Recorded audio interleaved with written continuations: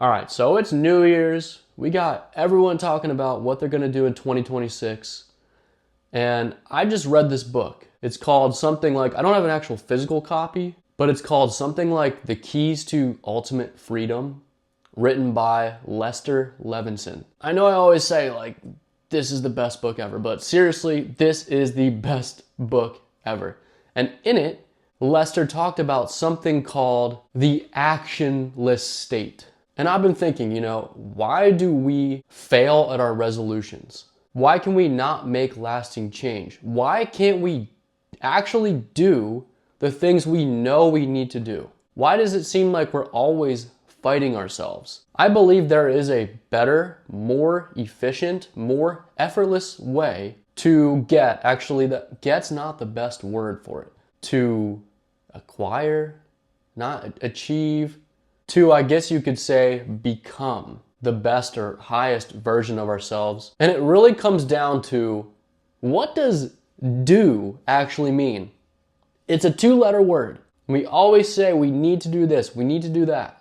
Doing, the concept of doing, means that we are applying force. It means that we are applying effort, expending energy, controlling, forcing willpower, or we're pushing. But what do we know about physics? Very basic physics. Anytime there is force applied, there is an equal and opposite reaction. And because of this, every time that we apply force, we get friction. And then what you get with friction is it's really lost energy, right? Or you could also say resistance. So you push in the direction that you want, but you also get an equal and opposite reaction back. And that's why we end up fighting ourselves. That's why we have to strain ourselves and grind. And yes, there are times where we gotta grind. But I think we have to start paying attention to, when are we really forcing things?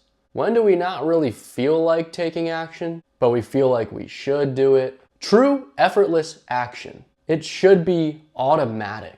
You shouldn't have to think about it at all. You just get up and do it. And we all know what that feels like. Yes, you are still doing something, but it's just effortless. When you do at the right place, the right time, it doesn't really feel like there is effort being expended. That is where we start to tap into not just doing, but being.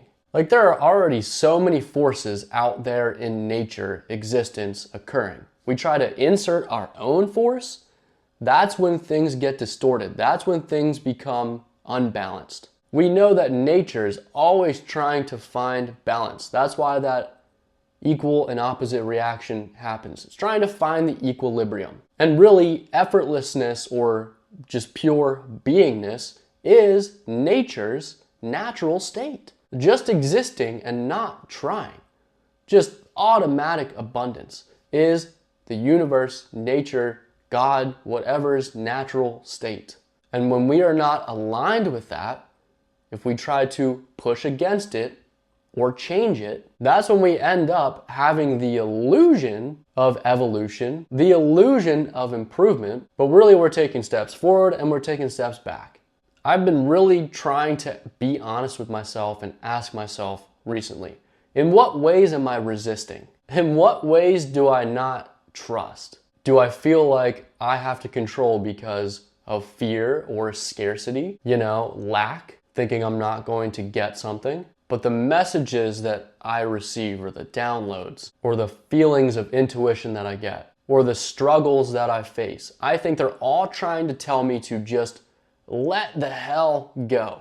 Let go of it all. That is the most scary thing, I think. Letting go of control. But when we let go, we realize that it's not so scary. All our needs will be fulfilled at the right time. Everything will work out at exactly the right time.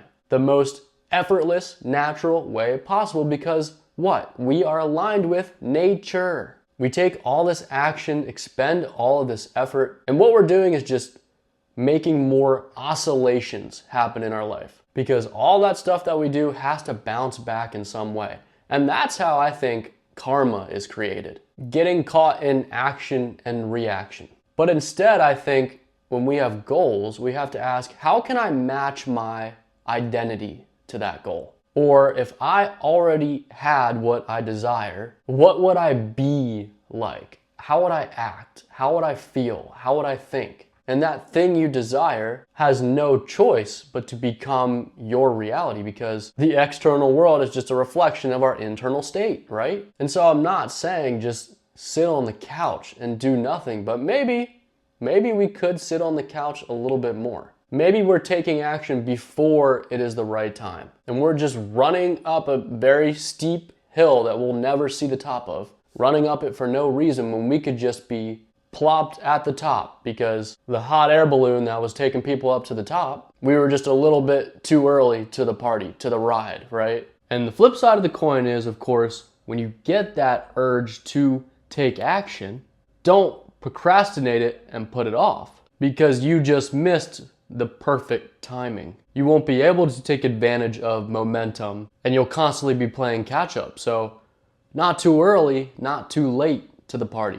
And then you might say, well, if I'm going off of my urges and my impulses, wouldn't those lead me astray sometimes? And yes, they definitely would. So we have to start filtering out which impulses we should follow and which ones we should maybe then apply some willpower to overcome. But I think the thing that can help with that is if we do have some kind of end goal in mind. Having that to shoot for, in an effortless way, will help to guide our decisions and not just go through life aimlessly and have no direction to really go for. So the intention that you have can be used to organize your life. So I'm really trying to notice, when am I resisting? When am I trying to control? If I want to take action, am I forcing it? Because I trust that I will take action when the time is right, and it will feel automatic. So that's all I got. Let me know what you think. See ya.